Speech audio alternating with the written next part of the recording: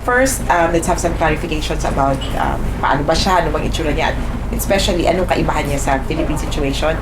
And then siguro yung second part, a little bit of update tungkol the war on sa situation. Sige, kung i-flash lang natin yung slides. So, the situation before the International Criminal Court on the Philippines, it's called a situation as of now because it is not yet a case. So, the ICC situation is parang the more precise term. So, that makes it, to some extent, malinaw kaagad na, hindi pa siya kaso, wala pa akusado. And when it's a situation, it's somewhere here. Actually, dito pa nga hanggang dito.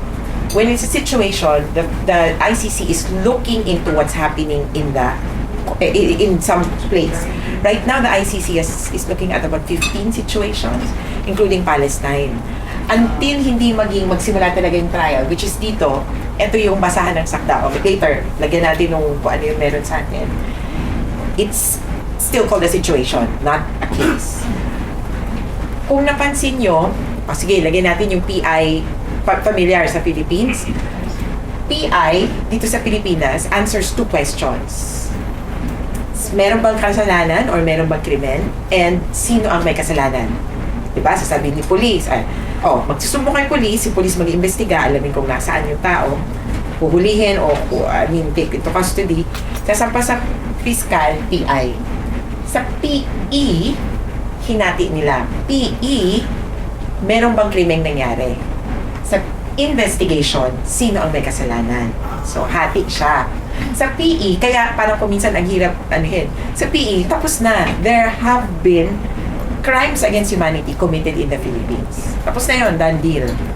Sa investigation, doon na lang yung tanong, sino ang kailangan managot? Ang standard sa Pilipinas, familiar naman po kayo, may principal by inducement, ganyan. Supposedly, pag mastermind ka, nandun ka sa principal by indispensable cooperation, mga ganon. Ito yung mga nag-utos, nagbigay ng babuya, o kaya nag-isip ng plano. Problema dito sa ICC, medyo iba yung itsura nila, just a little bit. They understand that in crimes against humanity, kasi malala, matindihan. Tapos, hindi siya yung tipong krimen na, may namatay na isa, okay, let's prove that crime. Crimes against humanity is a multitude, walang number. Maraming patayan na systematic and widespread. Ang sabi namin, pag systematic, ibig sabihin nun, nationwide ang itsura. Tapos widespread meaning, hindi naman tigi-isang patayan per region. So, 18 regions, 18 lang naman tayo. Pero sabi din ng ICC, ang hirap din kasing sabihin na it's all about numbers. Pag 1,000 ba, marami na yan. Baka naman yung 1,000, iba-iba yung causes, etc. So, may ganung, the important thing is widespread and systematic. Okay. Sa investigation, alamin nila ano nangyari dun sa mga patayan or sinong may kasalanan sa patayan. In the Philippines, we try to determine who pulled the trigger. Kumalabit ng gatilyo. Tapos, inutusan ka ba? Paatras parang gano'n. Sa ICC, medyo baliktad sila. Wala kaming pakialam sa kumalabit ng gatilyo. Sige, pinatay niya. Pero what animated that act? At yung utos na yon ang identify nila at para mahanap ang most responsible. And although it's grammatically incorrect, pwedeng maging 2, 3, or marami yun.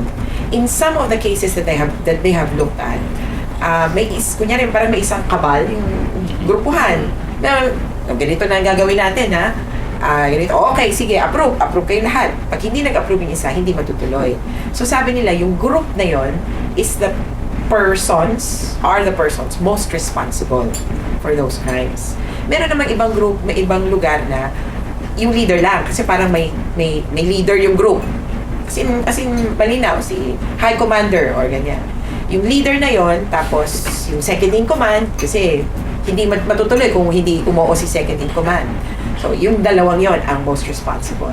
So it could be a variety of situations or yeah, scenarios kung sino yung most responsible. Iba-iba yung term din eh, pero it's most responsible or those who bear the greatest responsibility.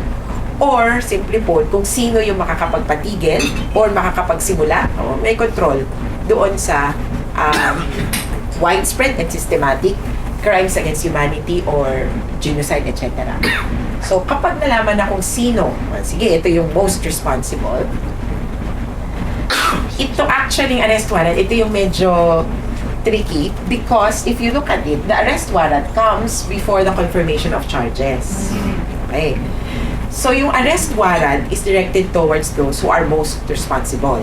Or those, actually, if you look at the Rome Statute, it says, those persons who have committed crimes against humanity. Ito yung kumalapit ng gatilyo. Parang ganon. But jurisprudentially, sabi, ang ICC hindi papakialaman yon. But if the ICC wants to go after those who committed crimes against humanity, actually pwede. Pero parang pinipili na rin nila because of another principle, yung complementarity. Of course, familiar na, dapat sa Pilipinas muna or sa domestic territory, jurisdiction, ang mag-litigate or ang mag-prosecute bago yung ICC. Talagang court of last resort. Anyhow, medyo nauna to lang na konti, pero the warrant of arrest is supposed to bring in those who are perpetrators and that they can cooperate in the investigation. Kapag nahuli na sila, they appear. This first appearance is similar to arraignment, but not. Kasi ito yung mas confirmation of charges. Sa arraignment, they determine, are you the same person who is alleged to be this person? Medyo step by step, Are you alleged to be the same person? Yes, that's me. Pero I have a defense. Ay, hindi dito yung defense. Later pa yan. I'm just asking you, are you the same person who is alleged to have? Okay. Next, they will be called again at the confirmation of charges, ihahapag na yung sakdal. So, ito yung parang arraignment. Babasahan. Parang babasahan. Pero, may ganun din naman, guilty or not guilty. Pero, medyo iba sa kanila. Pero confirmation of charges. So, dun sa top top row lang, ito sa atin ng PI, magkasama. Itong arrest is only after, sa local, mauna itong confirmation of charges, yung parang sasabihin mo sa court, di ba? Tapos the court issues the warrant of arrest. Yeah. Okay. Pero medyo pareho din, ang warrant of arrest, you have to apply for it before the pre-trial chamber. Okay? May mga judges na mag-i-issue yan. Same principles, but medyo iba lang. So, nandito po tayo ngayon sa investigation leading to an application for warrants of arrest, supposedly. If you note, it also says summons to appear. So, technically, hindi siya warrant of arrest na, may kaso ka na. It says, it asks you to cooperate with the investigation, if ever. So, dito po, hanggang dito, yun yung parang binasahan ng sakdal. And then, this is almost similar to what we have in the Philippines already. So, ito yung siguro medyo familiar. But I must warn you, it takes time. It takes years. Although, sabi ng ICC, medyo mas abante sila kasi sa Pilipinas, sabi ko nga, wow, kami pa talaga sinabihan yun ng years. May 20 years dito mag-trial. It's normal in the Philippines. So, sa kanila, mga 10. Sinusubukan nila. May 6.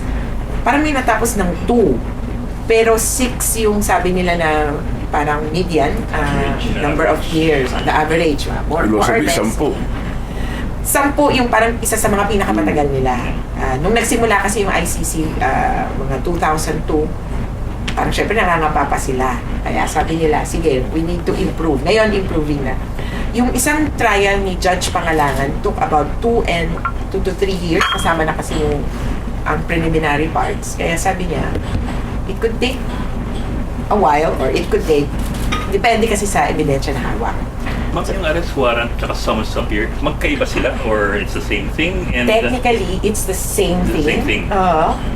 Because a summons to appear is the same as a warrant of arrest. Pero, again, iba kasi yung concept din natin na pag may arrest warrant ka na, may kaso ka na. So yung summons to appear actually asks you to cooperate in the Yeah. investigation. Yan yung medyo Mas accurate Italian. actually ang summons. summons. Actually, yun yung mas okay. Kaya lang, they can issue arrest warrant in that denomination if it's clear that this person is most responsible. So, meron naman ganun na bago pa namin matapos yung investigasyon, sure na kami na ito yung may kasalanan. So it could be different then. Yes. Different, Pero kasi, ang sasabihin nun, arresto na ito mukhang most, most responsible. Tapos, investigahan na din namin.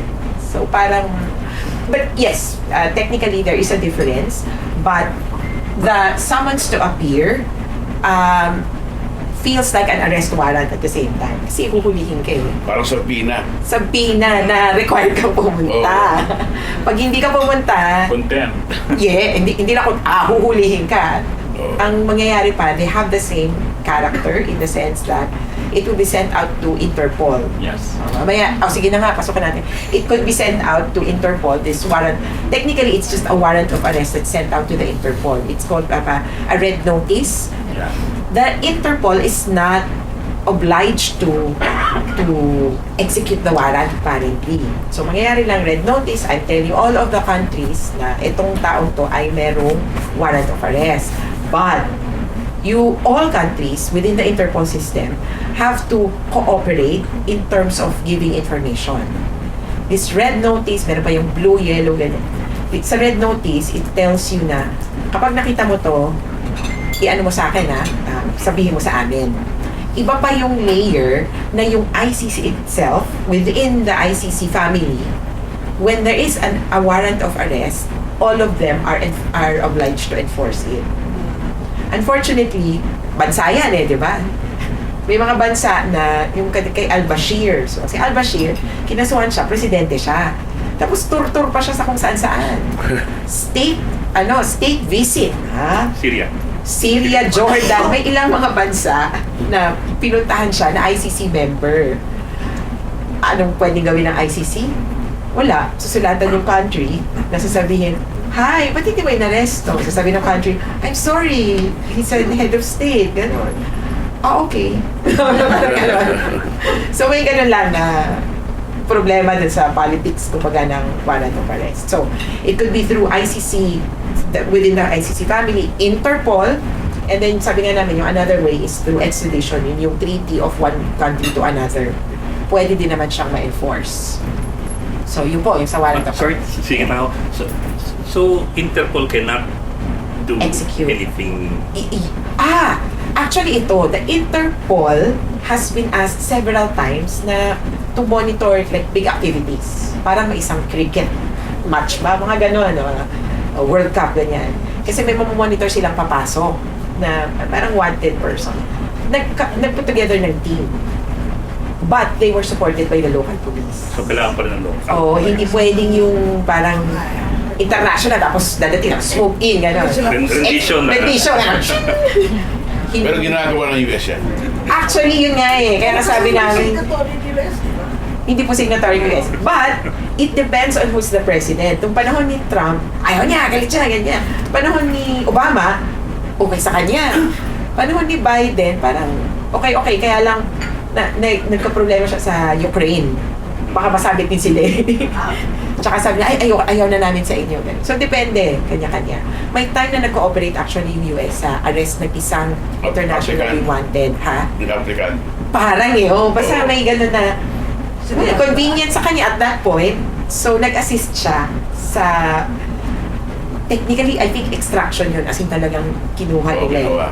Pero local, again, may local officials. Hindi pwedeng swoop in as a country. Hindi sa pelikula. Kasi sa pelikula, Interpol. Pakalat-kalat Hindi. According to the papers. Pero yun nga, sabi namin, it's different in practice from what's on paper. Itong mga Interpol, kung anong gawin nila di ba? Tapos, later on, sasabihin nila, hindi ako muli dyan. Local police. Kaya, sabi namin, kung may paraan, kung gusto talaga, may paraan. Sige. Tuloy ko. And then trial, verdict, sentence, appeals, reparations. But to note, upon first appearance and when you start trial, it then changes na. It becomes a case. It will be not denominated or entitled as Office of the Prosecutor versus, sabihin na natin, Rodrigo Duterte, Bato de la Rosa, etc. They can have separate trials. Mauna yung isa, kung nahuli na isa, yung isa nahuli pa. They can also have, or they can also request na totally separate kasi iba yung charges dun sa isa, iba yung charge dun sa kabila. Parang ganon. So, it could be different, pero same yung mga processes nila. When it comes to trial, verdict, sentence, yan, it will be an individual or personalities, kumbaga tao ang on trial. Dito, medyo involved pa yung state. Kasi, pag doon na, tao na yan. Kaya sabi nga namin, technically, win-win yan para sa Pilipinas. Kapag kunyari may nakasuhan, if we get to that, nakalampas na tayo win-win kasi tinulungan tayo mag-investigate We don't have to expend our energy. So, sige, mag-investigate kayo. Tama ba? May natagpuan pa kayo. Except nga kung may pinagtatakpan ka. So, kumbaga, in a perfect world or yung normal lang, sige, mag-investigate ka, okay lang, sige. Parang linisin mo yung backyard ko kasi hindi ko na kaya. Pinilit pa actually ng Pilipinas sasabihin dito sa investigation na, sige, anyway, para lang isara ko to, it just goes on like that, pero at the end, for reparations, familiar tayo na kapag kunyari nakapatay, may danyos, yung danyos would come from the accused, one, but it could also come from a certain or so-called trust fund for victims. Nagbibigay yung mga bansa niyan. Kaya sabi nga namin, magandang mag-appeal dun sa mga countries, sa mga bansa na nagko-contribute sa trust fund for victims because they are the ones that support the ICC in the sense that they want victims of grave crimes against humanity, genocide, war crimes to be paid or at least may reparations para sa kanila. Whether these are individual reparations or collective reparations, pwedeng pag-usapan, kumbaga. Katulad na, today, Father Flavie inaugurated dambana ng Paghilom. So, ganon, parang memorial. Pwedeng livelihood projects. Pwedeng a movie or to fund a truth and justice and accountability panel.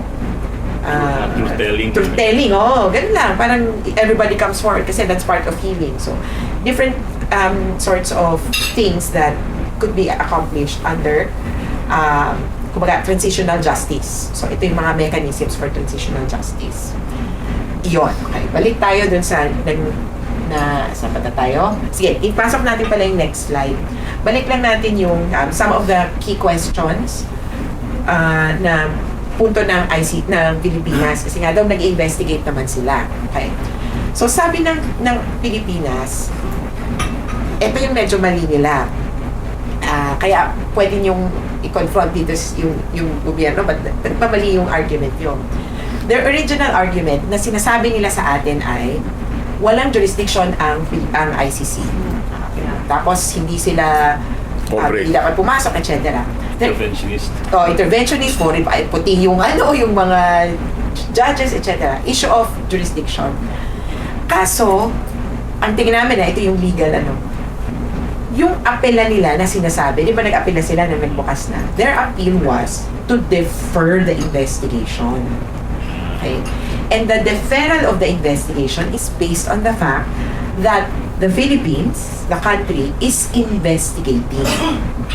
Ganon. Article 18 allows a deferral for 6 months, etc. Kaya nag 6 months And then after that, the ICC will decide. Ang medyo mali ng government, I would say, they did not contest the jurisdiction per se, kaagad-agad, at first instance. Ang una lang sinabi, nag-imbestiga kami, huwag na kayo mag-imbestiga. Talaga? Sige nga, tingnan namin. Oo, huwag kayo mag-imbestiga kasi alam nyo, wala kayong jurisdiction, wala kayong ganito.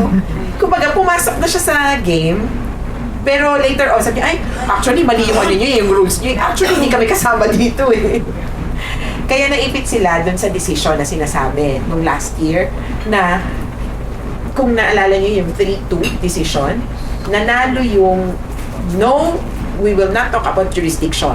Yeah. because you did not raise it properly. Yung 2, sabi nila, actually, we could talk about jurisdiction. Pero yun, I think it could be raised later on, again, by the individual, kung may makakasuhan. And so, ang sabi naman ng ICC, sige, another approach ng Pilipinas naman. Pilipinas pala. So, una yun, yung deferral. Natalo sila dun sa deferral kasi nakita nila, wala namang investigation na nangyayari. Nanalo sila actually. Dinefer lang for a while. Pero hindi sila nanalo na to defer it entirely kasi wala yung 52 na pinag-uusapan nyo. Too little, too late. Kaya ngayon, itong susunod na argument ng Pilipinas. Sige, ganito naman. We've already withdrawn. And therefore, wala na kami sa ilalim ng court. Okay, fine. Pero how about the time that we were part of? Meron sa ICC na provision, sa Rome Statute, na provision about withdrawal.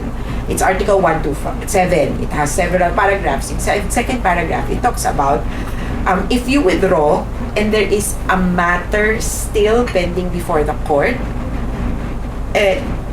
we still have to, it still remains within the jurisdiction of the court. So, any matter under consideration of the court. That phrase, any matter within the consideration of the court, is what was raised, but was raised na parang may ibang interpretation. Ni-raise nung ating, actually feeling namin, ang nag-raise talaga o nag-refine ng argument is the British lawyer we engaged. Parang siya nag-isip dito kasi very technical eh. Any matter under consideration of the court. So, sabi nila, okay, una, so what is the court? So, I just wanted to show you na all of this is part of the ICC. Meron kang political aspect. The Assembly of State Parties is composed of all member states, parang UN. And then they talk about the court's processes. So, ito may president ang ICC. Tapos ito yung judiciary per se. Ito. Appeals Division, Trial Division, Pre-Trial Division.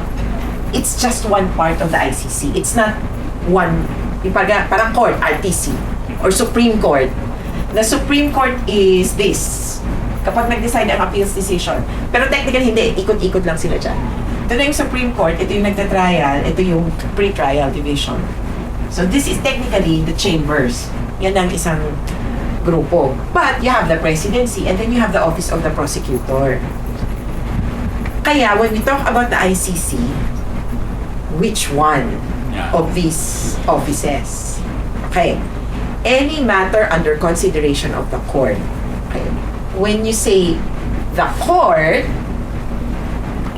a matter that is under the consideration of the office of the prosecutor falls under that. Ang sabi ng Pilipinas, no, it has to be a judge who has already taken cognizance of that matter. So, yun yung argument nila. Argument namin, of the court. Court means ICC, buong ICC. Kaya kahit nasa prosecutor pa yan, under consideration na.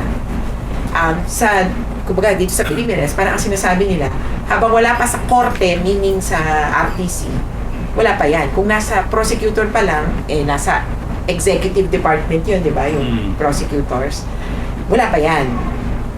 Pero dito, obviously, this entire thing is the ICC. Yun. So, that's one. Then second, any matter. So, any matter within the, under the consideration of the court.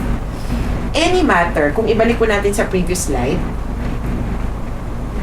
sige, sa previous slide, nandun yung processes. Nandun yung, ito. Is this any matter, any matter, any matter, any matter? Ganun yung tanong nila. For us, yes. Kasi all of these happened under the auspices of the entire court, yung ICC. Pero ang sabi ng Pilipinas, no. It will only be a matter, kumbaga, a matter, meaning judicial, upon confirmation of charges and trial. Kapag dito, hindi pa daw kasali. Hindi pa siya any matter.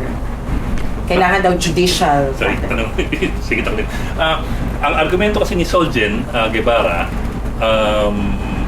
nag-withdraw yung Pilipinas sa Rome Statute bago mag-formal na simula ang preliminary examination. Investigation. Investigation.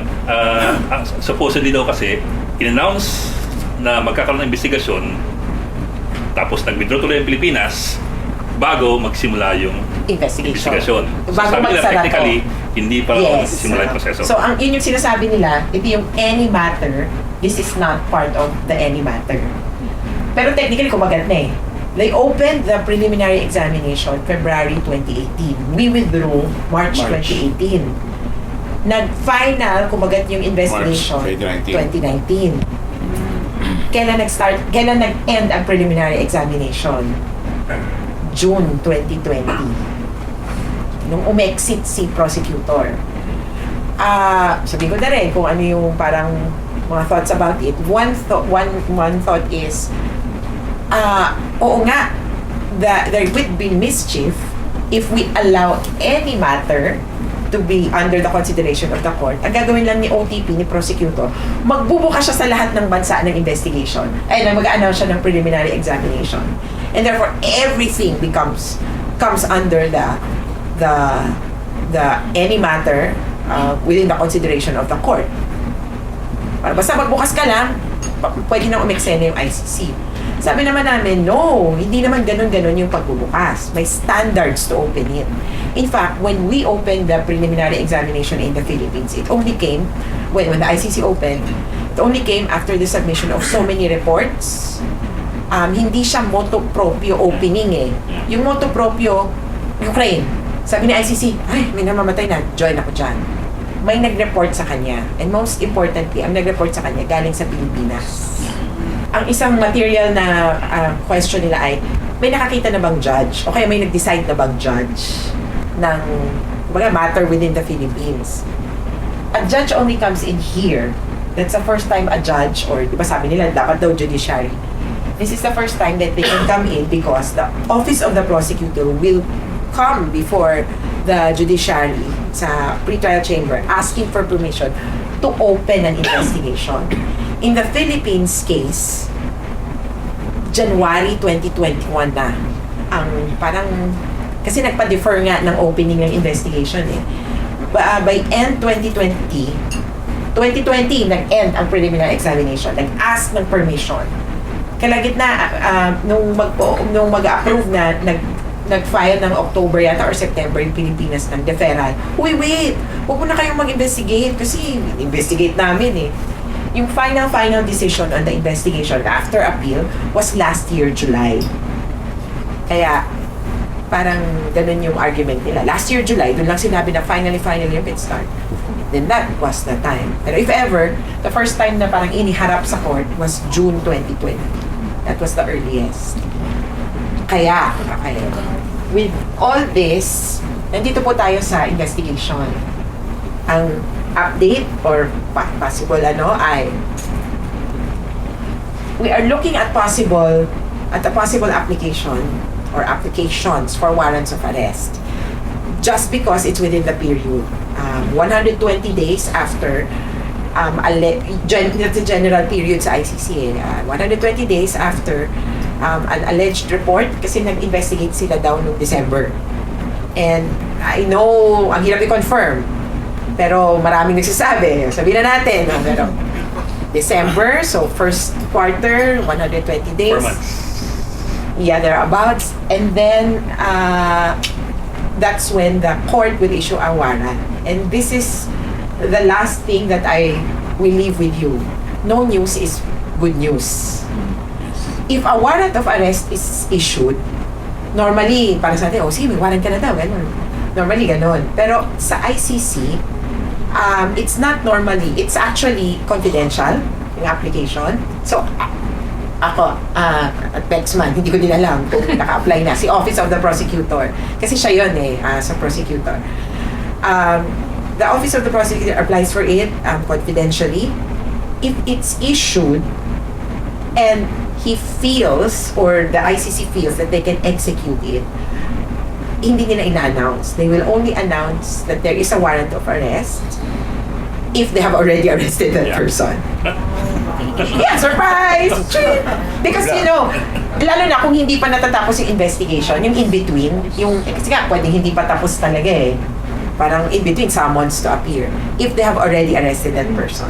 And one of the few times that they have announced a warrant of arrest upon kumbaga, granting of the issuance was Putin's when they had no chance of arresting him.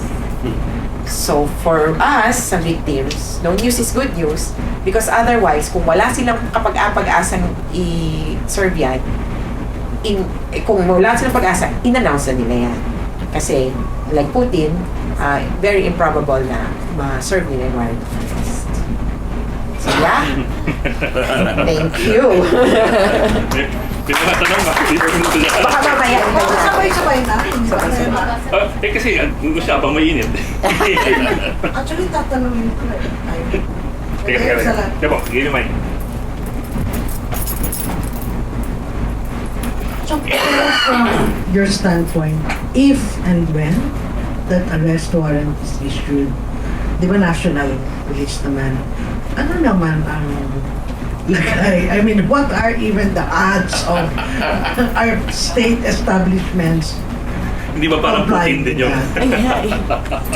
Actually, sabi nga namin, ang PNP ang perpetrator din ng crime. Kaya walang mga ngasyan. Parang si ano lang yan, si Davao Chief na, friend ko si Kibuloy eh. Pero huwag kang malalaki, magiging fair ako. Umaten siya ng birthday party ko, pero okay lang. So, kami, hindi pa nga, although hindi kami, kumbaga tumitingin doon na kung sino man yung aaresto sa kanya o ano, mas dun sa, let's pressure the president kasi he's the chief of all law enforcement agencies. Actually, pwede niyang utusan military to do it. Pwede niyang utusan some other law enforcement agent to do it, to execute the warrant of arrest. Lalo na, kakaibang krimen to eh. Kaya, hindi na kami umaasa kay, sino ba BNP chief ngayon? Wala nang ganun kasi, sasabihin lang yan, I will just follow the orders of the president. And then I go back to the earlier parang alternatives I've laid down, extradition, Interpol, yun yung various means of cooperation further sa isang warrant of arrest or summons to appear. Magandang hapon. Well, bago ko simulan niyo sa akin, gusto ko lang din dagdagan yung sinabi niya about the ICC. Something to keep in mind is that yung response ng Philippine government should always be viewed with some skepticism. Kasi they will always spin it. Like on the question of jurisdiction, iba yung definition nilang, iba yung pag-a-apply nila ng jurisdiction kaysa doon sa jurisdiction na nakalagay sa Rome Statute. Sabi nila, nakalabas na tayo sa ICC, wala nang jurisdiction, which is not true. Under the Rome Statute, kahit lang kalabas ka na sa ICC, kung may kaso pa when you were a member, nasa jurisdiction pa ng ICC, yung kaso. Ang sinasabi kasi ng gobyerno, yung bansa ang nasa jurisdiction ng ICC, which is of course, not the issue. Anyway, nagmamagaling ako, mas magaling pa kay Tony Chris. Ang isang gusto kong tutukan yung, because part of the work that we do at Human Rights Watch, ito nga yung sa drug war. Ang gusto kong tutukan yung claim ngayon ng gobyerno ni Marcos na things are different. Na bloodless na or lesser yung violence, and that more importantly, the policy now of, we're not live stream now. Okay. The policy now is hindi na yung drug war ni Duterte, but yung drug war focusing on rehabilitation and treatment. Now, I have to say that a lot of civil society organizations such as ours always advocate for that, drug rehabilitation and treatment. Walang question doon. And we were actually happy to hear the President say that because before this, wala namang nagsasabi ng ganun eh. Na drug rehab tsaka treatment dapat ang focus. The problem is that we need, and this is probably the perfect venue for this, in a room full of investigative journalists, we need to interrogate that claim by the President. Okay, first, on sinasabi niya na konti na raw namamatay or it's not as bloody as before. To some degree, probably, and we certainly get the sense na ngayon, under Marcos, it's so different from Duterte kasi yung panahon ni Duterte, lagi may nag-uutos, pumatay ka. But under Marcos, you never hear him say that. Which is nicer, I suppose. Mag-concert ka. Oo, mag-concert ka. But, the killings actually did not stop. The only remaining monitor now of the killings is the HAS-PH ng Third World Study Center of the University of the Philippines. Now, these are, a hardy bunch of academics at the UP. Increasingly, naging importante yung role nila in the drug war kasi nga, wala nang ibang nagtatrack ng killings kung ilan ang pinapatay. Now, Human Rights Watch and other groups have stopped tracking this. Primarily because Human Rights Watch, we don't do quantitative tracking and research. We do qualitative stuff. So we don't necessarily count kung araw na to ilan namatay. But as part of my job, as a researcher in the Philippines, araw-araw ko minomonitor yan ang report ng media about killing. So araw-araw, meron akong, I don't know kung whoever among you receives my daily updates on human rights news in the Philippines, laging merong mga patayang nangyayari na mukhang may kinalaman sa drug war. And sa dahas, pinakahuli nila is 626 629. ang namatay na under Marcos. That's a lot. That's almost like one a day. And in fact, according to the research pa nga ng dahas, initial na nila on their second year yata nila, mas marami actually ang namatay during the first year of Marcos than in the last year of Duterte. So it's not true that the violence has stopped or, well, probably, or that it has lessened. Ando pa rin. The only reason that we get the sense that it's lessen of violence is because one, it's not as flagrant and maingay as before. But the blood is still flowing in the streets of particularly in certain cities, Manila, Cebu, and most especially in Davao. Now, Davao actually is an outlier in the statistics ng killings because in other cities like Manila, in Cebu, majority of the killing, almost half of the killings are attributed to unidentified individuals. In Davao, of the 90-something killings that they tracked at a certain period just recently, only one was perpetrated by an unidentified person. All the others were perpetrated by law enforcers. So, yun ang isa sa mga kailangan nating tingnan. And by the way, the HAS-PH sa UP, they take their data, initial data, from media reports in the provinces. And then they cross-reference this, they cross-check this with police statements or their own system. They have a methodology na I don't think madaling questionin. So I just would like to bring that up because again, it's not true that the violence has stopped. Now, the second claim, which is the drug rehab and the treatment. Okay, well and good. The problem with that is, one, even before Marcos, yung panahon pa ni Duterte, meron na actually mga drug rehab tsaka treatment. Okay? Many of them run by private institutions, but most of them run by LGUs in various places in the Philippines. When you hear people, officials particularly, say this, always keep this in mind. It's not enough for the state to build a drug rehabilitation center or open a program for drug users. It's not enough. You have to ascertain the quality of that program. So sa mga na-monitor namin, and this is also very concerning among so-called harm reduction groups, civil society organizations in the Philippines who deal with drug use. Yung drug rehab and treatment program ng gobyerno is, one, very coercive. It falls below the standards, it falls below the international standards of drug treatment and rehabilitation. Very coercive, one, because ginagamit pa rin ng mga LGUs yung watch list, for instance, sa drug war, to compel, to coerce individuals na magpa-drug rehab treatment. And apparently, what they want to happen is that the only way you can get your name off the drug list is magpa-drug rehab treatment ka. well and good, except that the process of the drug rehab treatment is very, very coercive. Okay, targetin ka, dapat magpa-drug rehab treatment ka. Nobody should be compelled to do that, right? Ang problema pa dyan, pag umayaw ka, tatargetin ka. Tutukhangin ka. So, yari ka talaga. So, yung mga taong nagpupunta, nagpapa-drug treatment, they're forced to do that, pero ang nangyayari sa loob, the system is so faulty na, for instance, I was told, hindi namin na-verify to by ourselves, but some harm reduction groups told us, hindi pa nakagraduate kahit isa na matino ang drug rehab treatment program ng gobyerno na kiniklaim nila na drug rehabilitation and treatment.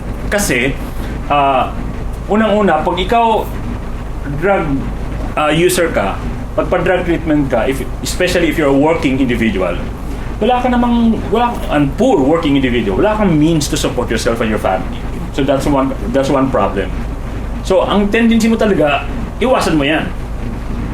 So it's not, walang incentive, apart from the fear of being tukhang or killed, walang ibang incentive ang drug users para mag-enroll I would say, yung maluwag sa loob dun sa drug rehab and treatment. So kailangan i-interrogate pa yan. And yet, the UN ODC, Office of Drug and Crime, they're very concerned about these two. So they're looking into how to improve yung pagpapatupad ng drug rehabilitation and treatment ng mga LGUs particularly. There's still a lot of problem there. And I think in many communities na hindi nare-report, kasi nga, lalo na yung outside of Manila, kasi nga, they're outside of the radar ng media, they're outside of the, hindi napapansin ng mga nasa poder, no? So, yun.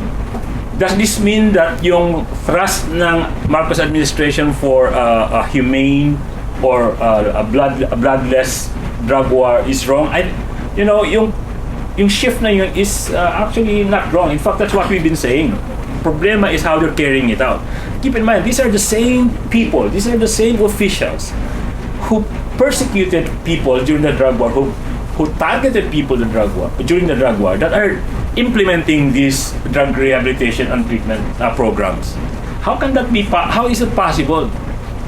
So maraming kalokohang nangyayari din sa mga barangay, sa mga communities. So that needs to be interrogated as well by civil society and the media. I think I will stop there kasi baka si Mogs meron pa siyang maano dun sa ibang aspeto ng drug war. But ang final point ko lang is that accountability for the drug war remains a big problem. No matter how Mr. Marcos, let's agree for instance na he declares the drug war policy over, which he has not, by the way. He has not rescinded this policy. But let's say na ginawa niya yan, that's fine. That's plus points for her. He can claim this in the international community that he's doing that.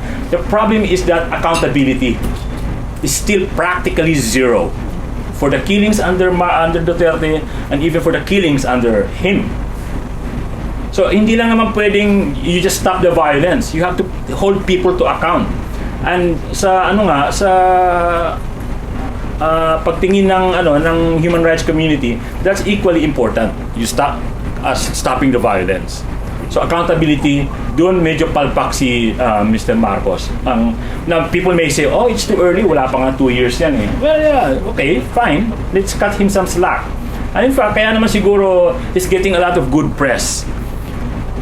Pero sabi nga, hindi ka naman pumasok dito pagiging presidente and you can cherry pick what you want to deal with, di ba? And ang sa amin, from the standpoint of advocates, medyo nangingit-ngit kami minsan because all of this, charm offensive niya is apparently working. I mean, just the other day, the EU ambassador tweeted and saying na umiyak daw siya nung mabasa niya yung Some People Need Killing ni Patricia Evangelista. Napamura ako when I hear that because that's a lot of bullshit. Off the record to, Because the EU, they have this so-called GSP Plus that's supposed to prevent all of that violence from happening. So sa kasagsagan ng drug war, they did nothing. ano, inutil yung GSP Plus ng iyo. Kaya ako nag-git-git dun sa, butil sabi ko nga, ako hindi ako mag-react dito at matatanggal ako sa trabaho pag nag-react ako dito. Think before you click, sabi nga ni Sarawi, di ba? So yun ang update doon. If you want to know more about these things, Tanong sa inyo kung kailangan ba bang mag-investigate ng mga journalist sa drug war. Siyempre, kailangan pa, no? Dahil hindi pa tapos yung drug war, eh, no? Pero kung sasabihin ko lang, sa ating local media, hindi siya madaling trabaho, no? At magastos ang investigative journalism sa ating bansa, no? Kasi ang drug war, hindi pwedeng imbestigahan ng isang tao lang. Kunwari kayo, no? Gusto nyong ituloy yung investigative story ng drug war, lalo sa Davao. Dahil sabi ni Baste, may sarili siyang drug war na ginagawa, di ba? Madali bang gawin yan? Siyempre hindi, kasi kailangan mo ng team of journalists, no? Kailangan mo ng team at meron kang dedicated na tao para sundan to, kasi matrabaho matrabaho yung investigative war, no? Sa experience namin sa Reuters, nung nasa Reuters pa ako, 17 months naming tinrabaho yung drug war story namin, no? We produced about 10 special reports from April 2016 to December of 2017, no? At hindi lang tatlo kami, kasi tatlo kami nanalo sa Pulitzer, pero hindi po tatlo lang ng trabaho dyan. Buong nila bureau ng Reuters, no? Pati yung mga economic reporters namin tumutulong. Yung television, yung photographers, at meron pang galing sa kung saan-saan. So, siguro, ang involved dyan, mga megit 40, no? So, talagang matrabaho, no? Tsaka nung first 6 months, nung drug war ni Duterte, halos gabi-gabi may namamatay, no? Ako, hindi naman ako nag-cover ng gabi-gabi, no? Kasi nag-cover din mga photographer namin, tsaka cameraman, no? Ako lang, ang role ko lang doon, kasi nga, ang experience ko, marami akong kilalang police, doon ako sa police side, no? At, importante kasi, sa investigation ng drug war, yung sources, no? Sources, no? Kailangan kilala mo ang sources at trusted mo yung sources, no?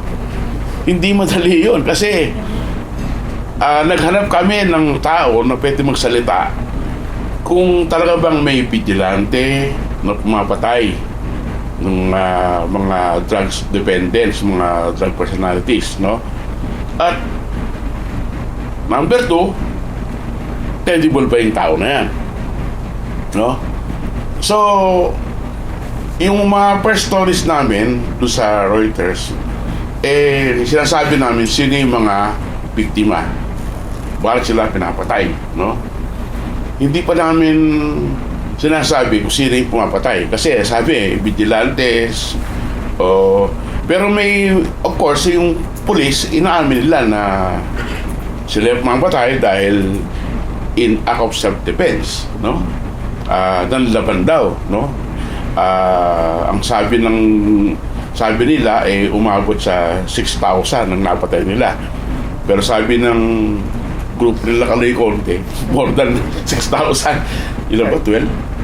6,000. Sa police 6,000, di ba? Oo, sa inyo 12. Wala kami actually specific figure, pero may estimate nga na 30,000. 30,000, di ba? So, talagang sinong gumagawa niyan? Di ba? Sinong gumagawa niyan? Pulis ba yan o may ibang tao pa? No? So, well, in the end, no, nung December of 2017, yung story namin, final story namin sa Reuters, in-identify namin sino yung involved, sino yung posibleng gumagawa. Kasi nga, may umaamin na, umaamin, pulis, di ba? So, sino yung pulis na umaamin? No? Nung first 6 months nung investigation namin sa drug war, napakaalwan ng mga pulis. no? Parang nagyayabang pa sila na ang dami na kami napatay di ba? Na accomplishment namin to, kaya bigay sila ng bigay ng police report, ng lahat ng report binigay sa amin, no? So nakapag-compile kami ng siguro makapal na na dokumento from the police, no? Pero yung gripo nagsara noong April 2017. Bakit? Kasi nag-file na ng kaso sa ICC si Senator Trillanes. Kaya nagsara yung gripo. Wala na kami makuha report, no? Yung mga pamilya nung napapatay, hindi na rin binibigyan ng report. So talaga nagsarado, no? Pero because we have so many documents already na na-gather namin, ginawa namin, nag-data mapping kami, no? Nag-map kami kung saan nangyayari, ano-ano yung incident. At based dun sa map, nakita namin na ang concentration ng killings sa Manila, sa Kamanaba, at sa Kamanaba, at saka sa Quezon City. Yung sa Quezon City, particularly sa Station 6 sa Payatas, Batasan, nakita namin na more than 150 cases, no? May listahan kami ng may report sila eh. At based on the report, parang may grupo na iisa lang ang pangalan sa report na lumalabas na sila laging involved, no? So nung inimbestigahan namin, nalaman namin na ito yung mga pulis. Tapos tumapos siya to, pala personally handpicked ni Pato de la Rosa galing Davao. Davao Boys. Oo, mga Davao Boys. So, at ang nakakatawa, ang leader nila si Major Lito Patay. Ang opinion niya Patay. So, ang ganda ng di ba? Patay daw, patay. Hindi Patay, patay. So, ang daming namatay because of group of Lito Patay. Yan, etong mga pulis na to, may social media, may Facebook, kung ano-anong platform, at nagyayabang sila na sabi nila na if drug addiction is a problem, we are the cure. Aba, sobra. Sinusundan namin yung social media account nila, no?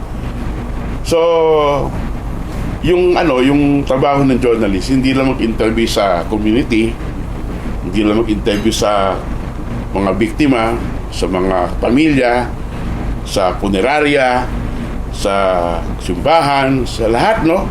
All sides, no? Pero dapat nating ginagawa ngayon yung pag-mimina ng data based sa social media. Kasi napaka-available ng social media, no? And because of that, sinubukan namin interviewin itong mga pulis, no? Minessage namin sa messenger, sa social media nila, no? Kung pwede silang magpa-interview. Nung una, parang gusto nila kasi sikat di ba? Ibig ba, interviewin nga ng international media. Pero nung malaman nila na parang because of the investigation sa drug war, biglang nag-ibago, no? Ayaw na magpa-interview. Actually, yung pumayag, parang 4. Pero ang nagpa-interview, wala. Wala. Kasi natakot na, no? Pero nagpupunta yung dalawang kasama kong foreigner doon sa Station 6, di-interview sila, tatago. Pero pag nagpupunta sila, pinalabasan ng baril. Parang tinatakot sila.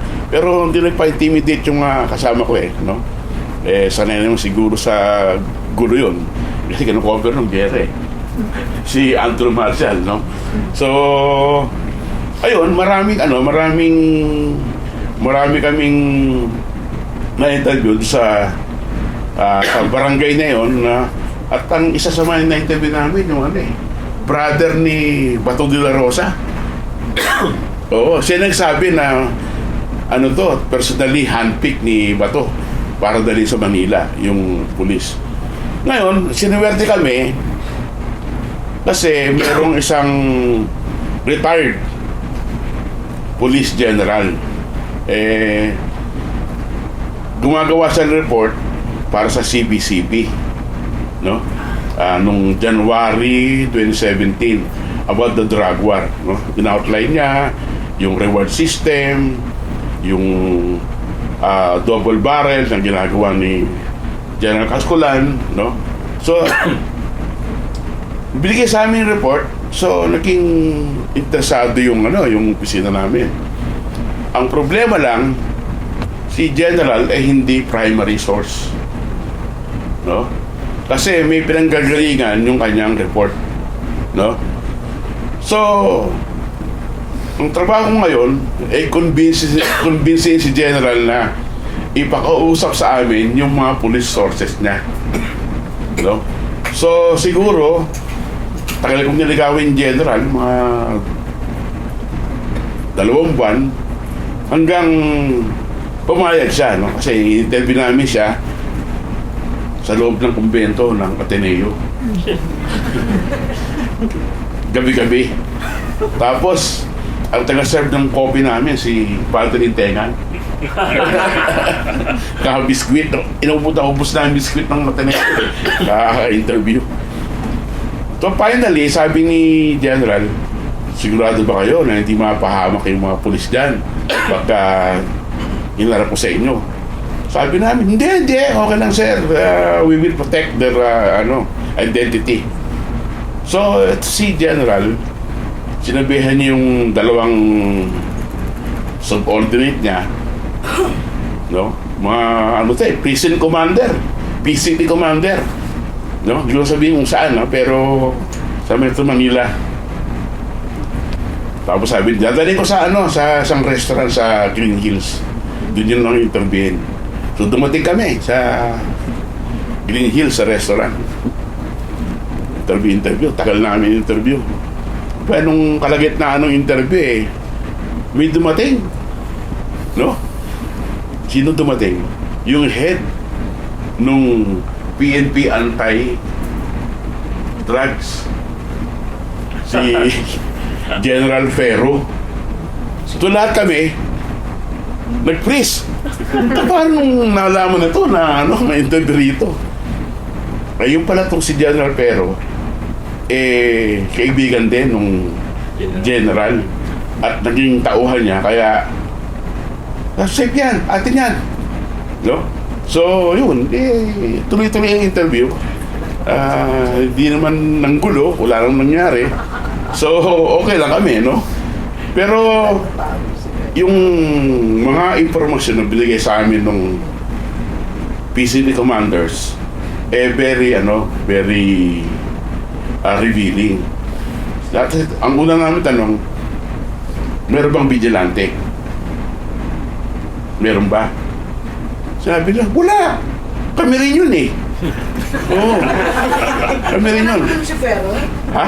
Nandun si Ferro? Andun. Oo, andun.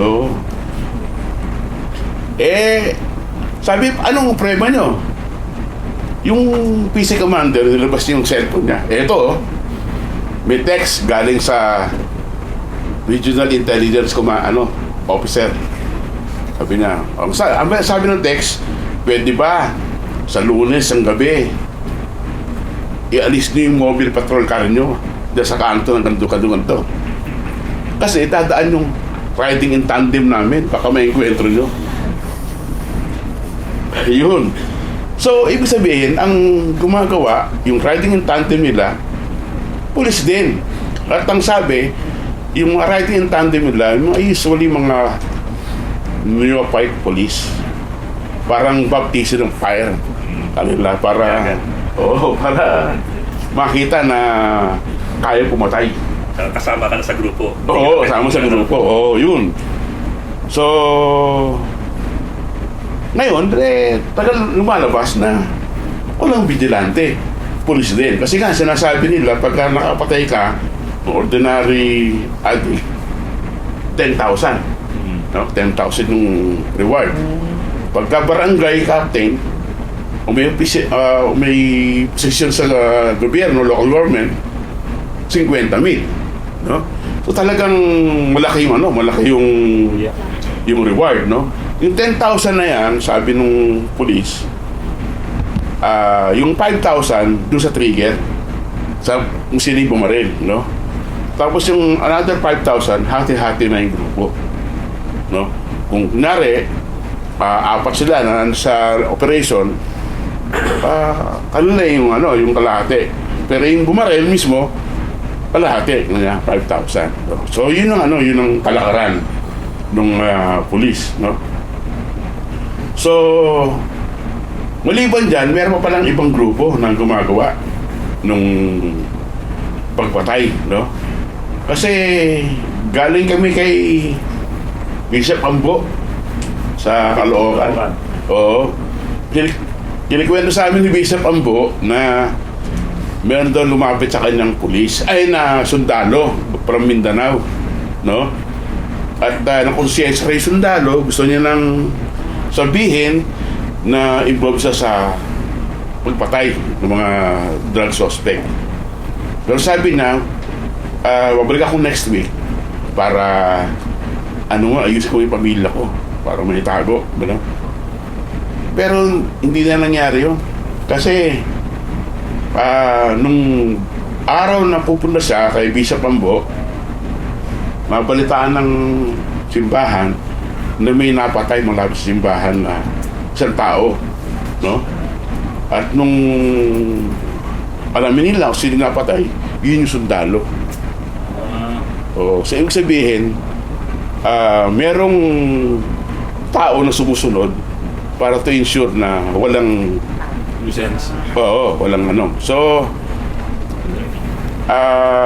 tingin ko, no, sa ngayon, dapat na tayo mga journalists, tuloy pa rin yung ating interest dito sa drug war, no.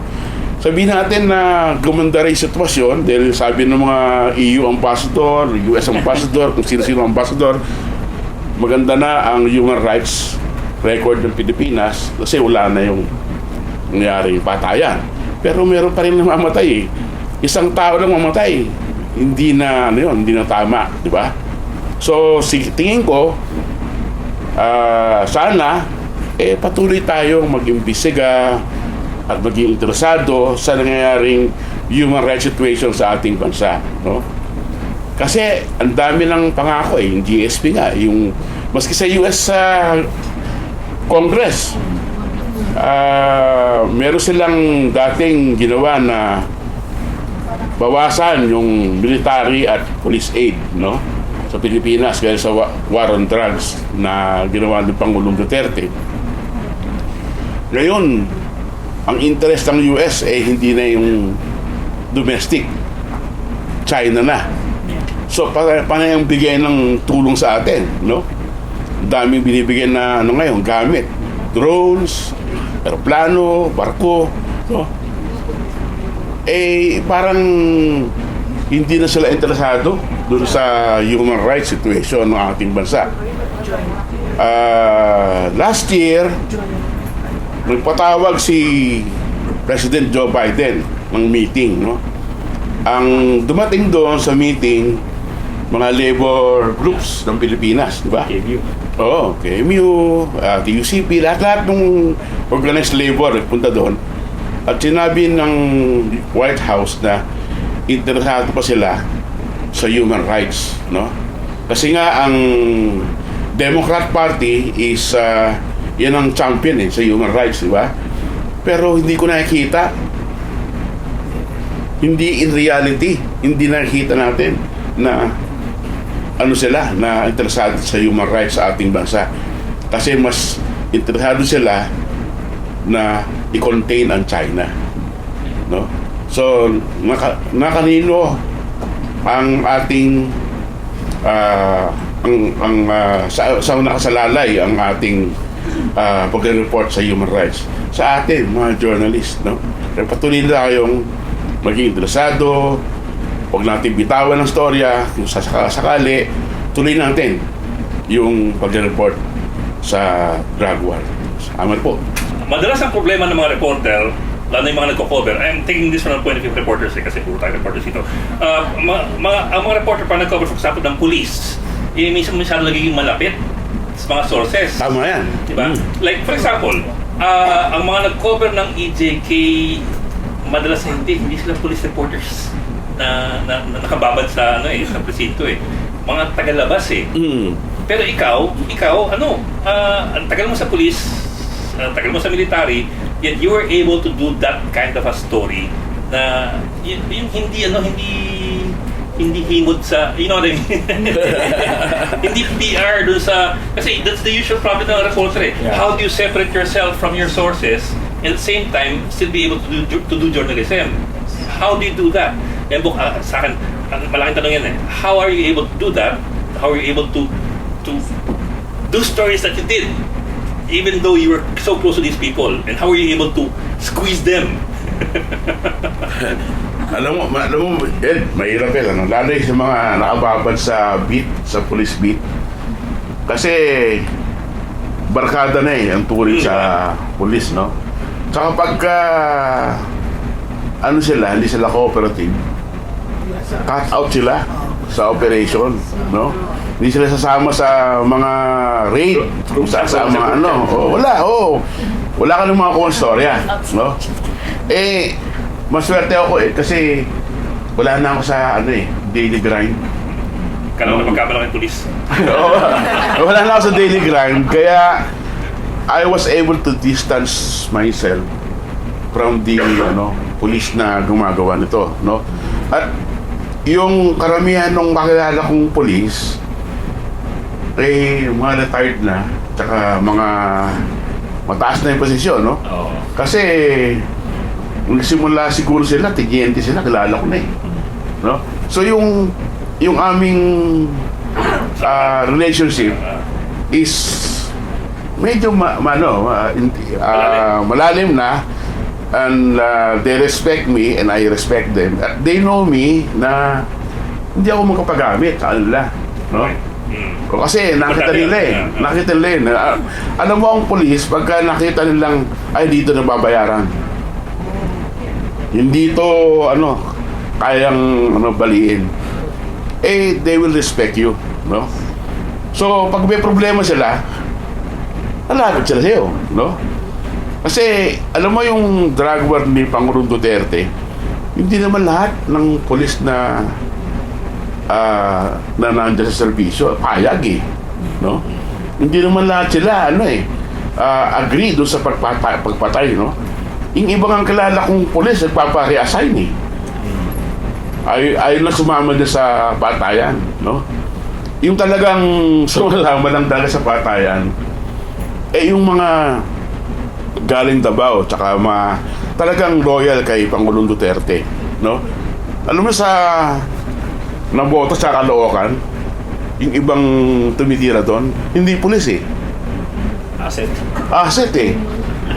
Kasi sabi ng mga nung mga testigo na nakausap namin, nagbibisaya daw. Ang mga Bisaya. Sorry kasi siguro galing Davao, so narinig nila na ang usapan hindi Tagalog nung tao na pumatay, at narinig nila na ito nag-uusap-usap, no? So hindi naman daw pang pulis, no? So siguro mga asset, no?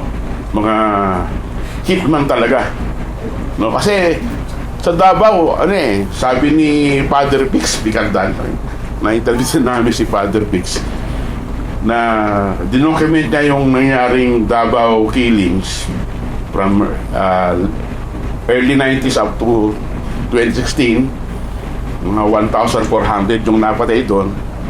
Ang karamihan doon ng pumapatay, hindi lang police, no?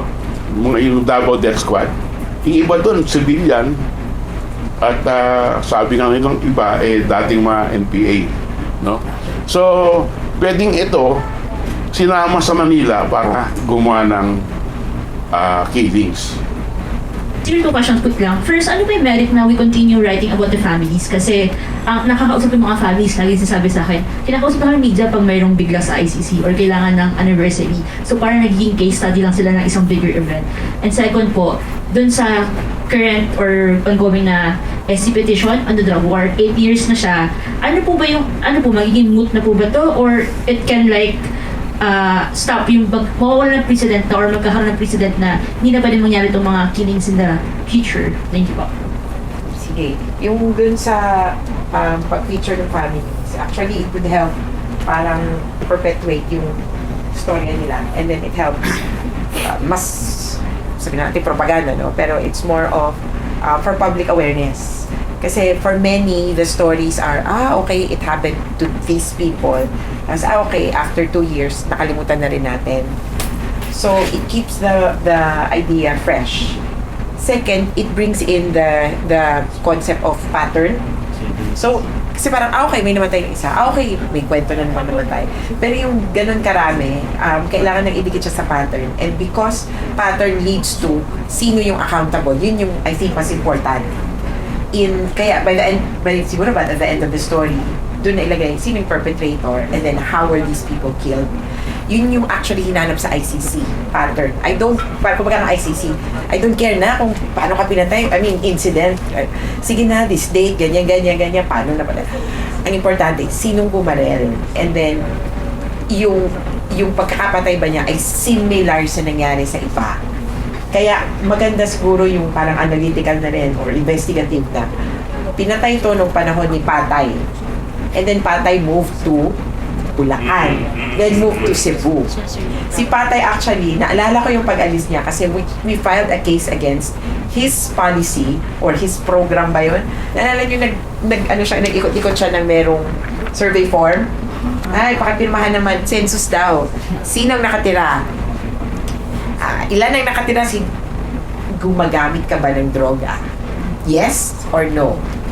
Sa mga kapitbahay mo, may gumagamit ba ng droga? Yes or no? Pakisabi kung sino, gano'n. So, siya yung nung survey form. Parang Monday namin final, Thursday, pinalitan na siya. Dinala na daw siya ng ibang station. Kaya talaga sabi namin, nako, mukhang may natalisod tayo na parang big fish nila, kumbaga, sacred cow. Kasi for him to have been reappointed or na-reshuffle siya, iba na yung humarap. Pero anyway, we won that case in the sense na sabi nila, ititigil na nila. Kaya yung prohibition case natigil.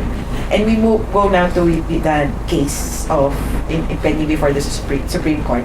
It's handled actually by Flag, and then there's Senator Law who also handles the case of Murillo. Parang pinagsama yun eh. Ang medyo problem lang dito kasi sa kasong to, it's a writ of amparo, ganun yung pagkaka-present sa kanya, na merong tutsada ng constitutionality. Hindi siya direct attack on Command Memorandum Circular 2016-11 ba yun, or -1. Hindi siya is a drug policy program wrong. Kasi on paper, medyo wala. Kaya yun yung medyo problem lang, baka maging ang moot and academic in the sense na sasabihin Supreme Court, pointless na kasi iba na yung program. O kaya pointless na kasi supported na yung families. I don't know how the Supreme Court will proceed actually. Kasi sabi namin, ang best way that they could have handled this was during the height of the killings. O kaya kahit nung patapos na. And kung although positive or negative, no? Positive for us sa Pilipinas kung nag-investigate or nag-call ng oral arguments after we had left the ICC. Noong time na yun, hangin tayo eh. Nag-exit na tayo pero yung ICC wala pang balita. May time, di ba, na exit na tayo, walang balita sa ICC, nga tayo lahat. Kung pumasok na yung ICC, yung Supreme Court, okay sana. By this time, medyo humupa-hupa na kahit paano. Tapos nagkaroon ng pagkakataon na ni-require silang mag-submit ng drug war documents. Up to 7,000 cases kung ano. Doon sana kung nasinsin pa yon, okay na entrada pero pinalimutan nila. Ngayon, pero magiging negative siya kasi pag sinabi ng ICC, noon nakita nila na nag-investigate yung court, kaya naman pala sa Pilipinas eh. So yon, positive, negative. So ngayon, ang isa na lang nakikita namin na possibility ay ang pwedeng sabihin ng Supreme Court, yun, sasabihin nila na moot na, or second, they will issue a writ of amparo and end there without deciding on the para constitutionality. Ang direct attack din against yung Tokhang might not be possible at this point kasi action siya hindi siya sa papel. Yung, di ba? Nakalagay ba sa papel? Meron lang kaming kinokontest na dinala namin sa ICC na may term na neutralization. Yeah. Familiar. Tapos sabi namin, tingnan mo yung ibang mga police report, when you say neutralize, the police understand it to mean to kill. Yun. Pero very small of an issue to bring to the Supreme Court. Kaya unlikely na ma-challenge or i-consider ng Supreme Court yung constitutionality issue sa Tokhang document. It's more of implementation. Pero i-update ko lang din pala, ito yung problema namin ngayon. Baka na-miss nyo kasi, yung problema namin, may trigger man. Kasi yung kumalabit ng gatino, tawag nila shooter. Sa Supreme Court, well, una, pupunta ka sa prosecutor. Yung prosecutor, sinong kinakasuhan nila? Tama yun, konti lang yung na-prosecute. Kaya kami, hirap na hirap kasi hindi mo kontrolado yung ebidensya. Nagpunta kami in two cases. Napunta kami sa Supreme Court on the issue of who should be prosecuted and what should the crime be. Ay, yung murder lang ka, sabi namin murder. Sabi ng pumunta kami sa ombudsman, doon kami dumadaan kaysa sa prosecutor kasi madidismiss kami sa prosecutor. Lalo na kung si Darwin Cañete ang kaharap mo, di ba? Kalookan. Punta kami sa ombudsman, sabi ng ombudsman, pinagmimix nila yung narrative. So pag nanlaban. At ang self-defense, at ang shooter, isang tao. O di kung sino umamin na bumaril, yan yung kakasuhan. And the crime is homicide. Napatay, hindi pinatay. Okay? Minimix nila, parang, sige, granted na totoo yung sinabi ng police. Umakyat kami sa Supreme Court, ang decision nila is just on the issue of the discretion of the ombudsman. Sabi nila, okay yung ombudsman. So, ito yung kay Mary Ann Domingo versus ombudsman. Tapos recently, may inakyatin kami isa pa, mukhang gano'n din nakaharapin. Dun sa question na, can the ombudsman decide what to file and how to charge, who to charge? Sabi ng Supreme Court, yes, pabor kami doon. Kaya yun yung nagiging problema natin. Baka pag iakyat mo sa Supreme Court, papasok yung prosecutorial discretion. Maiipit ka. Kaya ang sabi nga namin, talong-talo tayo dito. Sa police pa lang, hindi mag-iimbestiga or slap yung investigation. Pagdating mo sa prosecutor, ibang naratibo yung papanigan niya. Kaya ganun yung nangyari kay Jemboy din. So, pinilit ng hindi murder to. Kaya lang yung ebidensya mo din, mahirapan ka kasi police yung dapat mag-investigate. Kaya medyo mahirap talaga yung prosecution sa Pilipinas. Kailangan the ICC, I think, or any international investigation. A very important question is sinabi ni Jides about why do we still write about the families of the deaths. A quick point on that one. Keep in mind, the authorities are not investigating a huge majority of these cases. We still don't know kung ano yung mga nangyayari sa mga patayan ito. So, for them to be talking to the press about what they encountered, what they witnessed, what happened to them, is very important. If only para ma-highlight ito sa mga international accountability mechanisms such as the ICC or baka moot na rin. But keep in mind, andyan pa rin naman yung Human Rights Council and other members of the diplomatic international community. So importante pa rin talaga yung ilalabas pa rin yung mga kwento ng mga bagong mga biktima o kahit yung mga lumang biktima. Kasi nga, walang ibang paraan para ilabas yun. We don't have an active effort, for instance, for truth-telling. Wala tayong ganun. Unlike in other countries, yung nangyari sa apartheid sa South Africa, may sinet up silang truth-telling commission or truth commission. Sa Pilipinas, wala pa nangyayari ganyan in relation to the drug war. Ang nangyayari ngayon, de facto truth-telling through the works of the media. And that is very, very important. It helps not only to highlight that these things are still happening, but it actually helps those in positions to prosecute whoever is responsible. It provides him needs, and at the very least.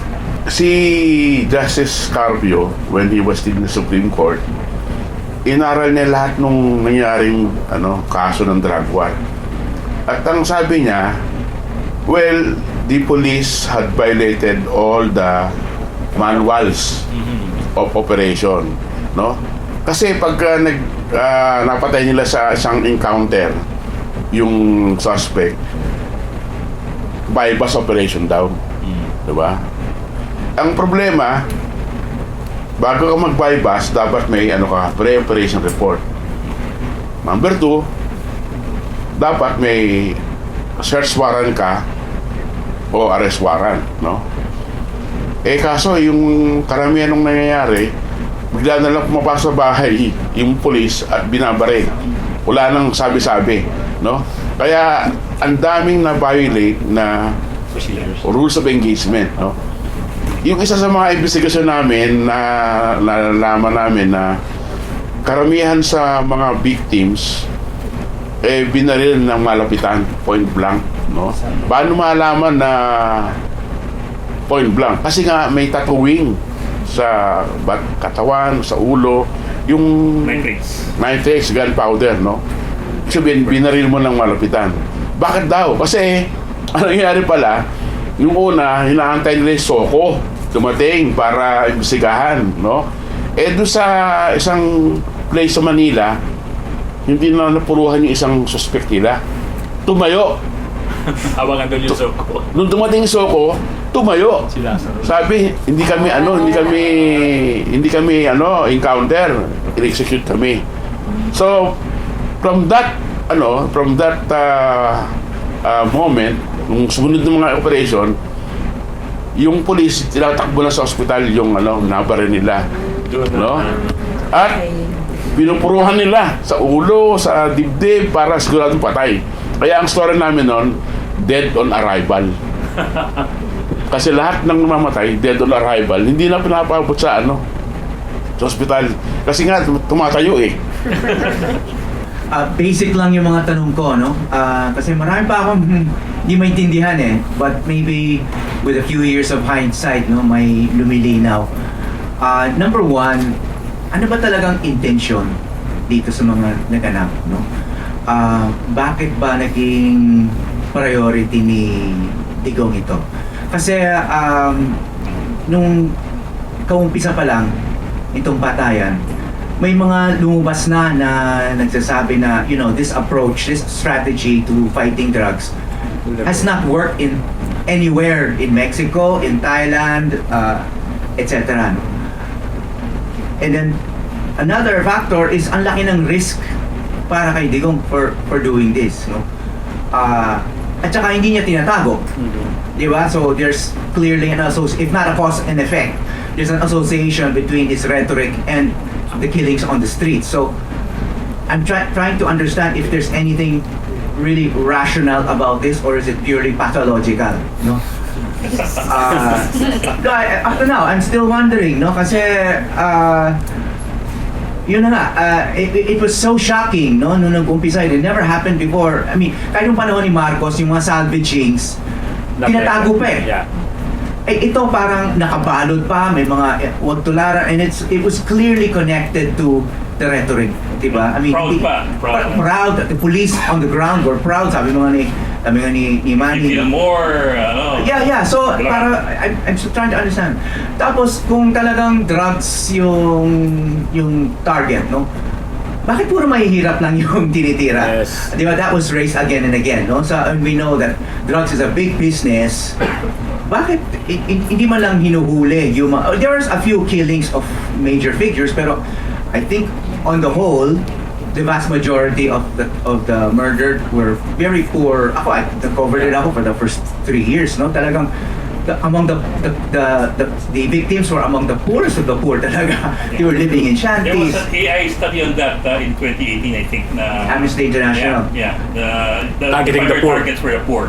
Yeah. Okay. So I'm trying to still understand why, no? Why? Also, lumabas din sa mga balita na it was not even a major concern of Filipinos in surveys. Yes. So, di ba, it was mostly, employment, poverty. Bakit hindi yun ang ginawang priority? Hindi ko, Yeah. which would have been much more socially acceptable. Kasi it was like number 6 or number 7 dun sa most. Then, he made it like the number 1 issue. Di ba? Okay. My second question na hanggang ngayon hindi ko pa rin maintindihan is, most governments, especially in so-called democracies, are sensitive to public opinion and international opinion, and especially what comes out in the media. Yun, sabi nga ni Manny, with all of these foreign correspondents coming here, Reuters did 10 special reports, nanalo pa ng Pulitzer Prize. I remember nandito si James Natchway, all the superstars of the journalism world were here. The New York Times also did an incredible coverage in addition to all the Filipinos. The night crawlers were there every night. So, ang daming coverage, no? So, ako, ang feeling ko in the first few months or even weeks of the killings ay hindi to magtatagal. Kasi hindi nila matotolerate yung negative publicity. Lalo pang dumami. Yes. So parang that still does not make sense to me. Kasi in most governments, di ba, parang either itatago nila or titigil, or they're going to change tactics or strategies. Pero parang walang effect. So, noong una, I got really demoralized kasi sabi ko, anong silbi ng media? Parang wala tayong silbi. We're supposed to expose wrongdoing so it will stop. Pero ito, we're exposing wrongdoing, parang we worsen the problem. Yeah. It's, I don't know if we're blaming ourselves too much, pero parang we worsen the problem. Sa atin pa nagagalit. Oh, exactly. Oh, na-demonize pa tayo, na-troll pa tayo, tayo pa nagiging, I was accused of being kasabwat pa ng mga drug lord because I was covering, these things. Okay, my final question is, sorry, ang dami kong tanong to. I'm still confused about this whole thing. Parang yun nga, is it rational or pathological lang, di ba? Kasi kung pathological, okay, sige, I can still, that could explain it, no? But maybe there's something more logical behind all of this. Yung pangatlo is, but keep calling it a drug war. Are we also supporting the narrative of the government? Kasi sino ang unang gumamit ng drug war na words, no? It's really the government, and then the media up to now, even here in this presentation, drug war pa rin. Dun sa PowerPoint nyo, drug war pa rin. So, kasi when you say a war, it suggests a battle between two armed sides. Di ba? And then there's collateral damage.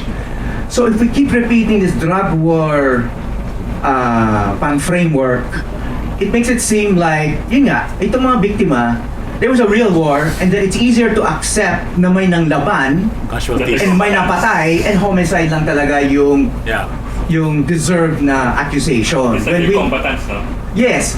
Kaya pag war, may combatants ka, and there are two sides. Okay. Yeah. Maaring, there are two sides, and then, kawawa lang yung mga biktima, di ba? Yung mga civilian na mamatay. Meron talagang ganun. So it's actually, you can actually make it acceptable, no? Kasi gera yan eh. Talagang may mamamatay, may mga biktima, di ba?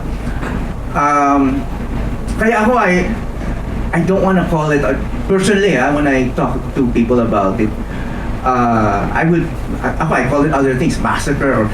Yes, And in fact, slaughter. right now, there's actually, there's a field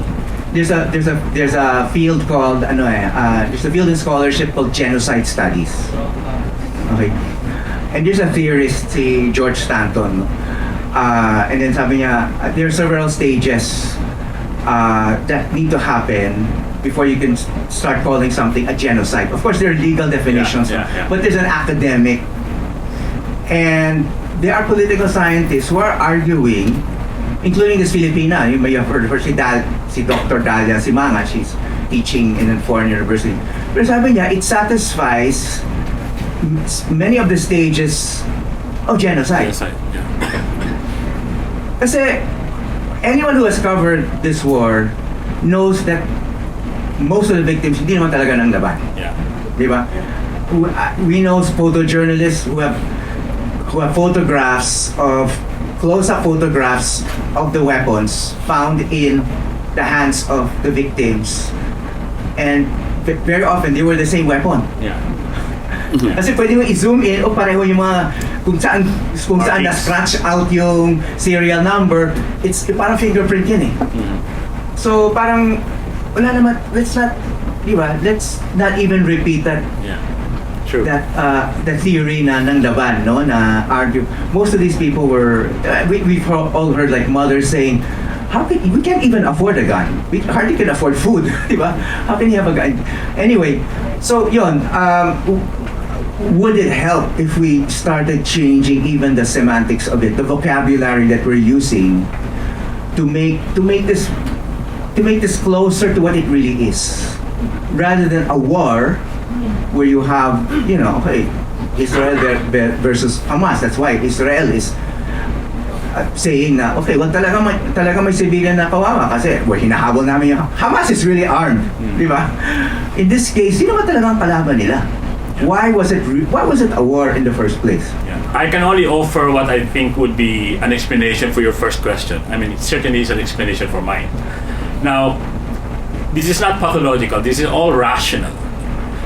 You have to keep in mind that Mr. Duterte, and I just reminded my first investigative piece for PCIJ was actually the Davao Death Squad, and which is similar to all of the things that are happening here. And I lived in Davao during Duterte's time, so I'm very familiar with it.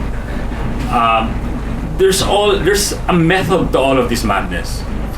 Keep in mind, Mr. Duterte is a political outcast of Manila, and killing people, he proved this in Davao, made him so popular that he figured that this is the only way he can penetrate the political landscape, the national political landscape. And he did that by creating all of this narrative about, you know, drug users being, you know, demons or monsters that needed to be eliminated. And this is exactly the template that he used in Davao since he became a mayor.